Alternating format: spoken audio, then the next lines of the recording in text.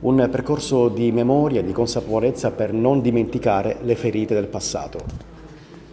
Allora, oggi qui all'Archivio di Stato c'è questa bellissima manifestazione di itinerario storico dei documenti storici che hanno colpito,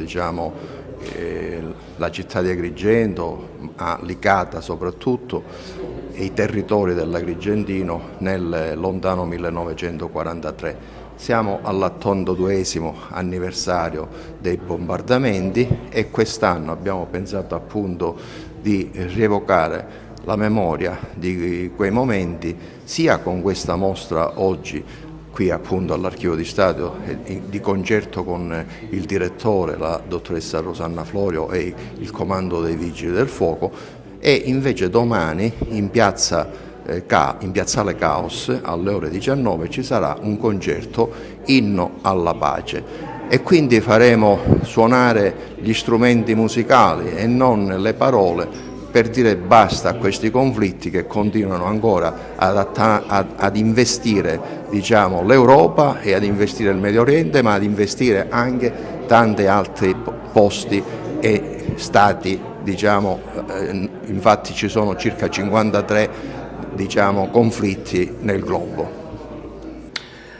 Direttore, le chiedo l'importanza di questa mostra, quale messaggio vuole lanciare soprattutto alle nuove generazioni?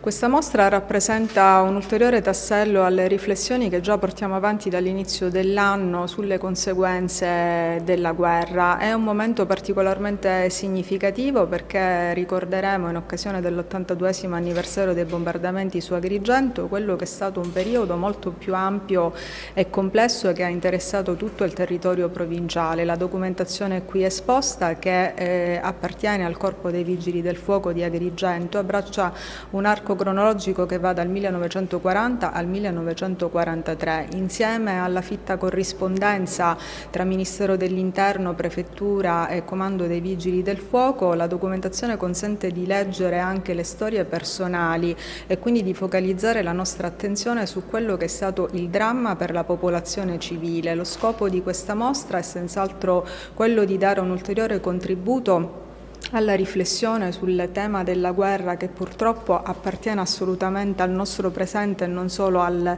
passato, ed elicitare naturalmente insieme a queste riflessioni anche ulteriori contributi per quello che riguarda la costruzione di un futuro di pace.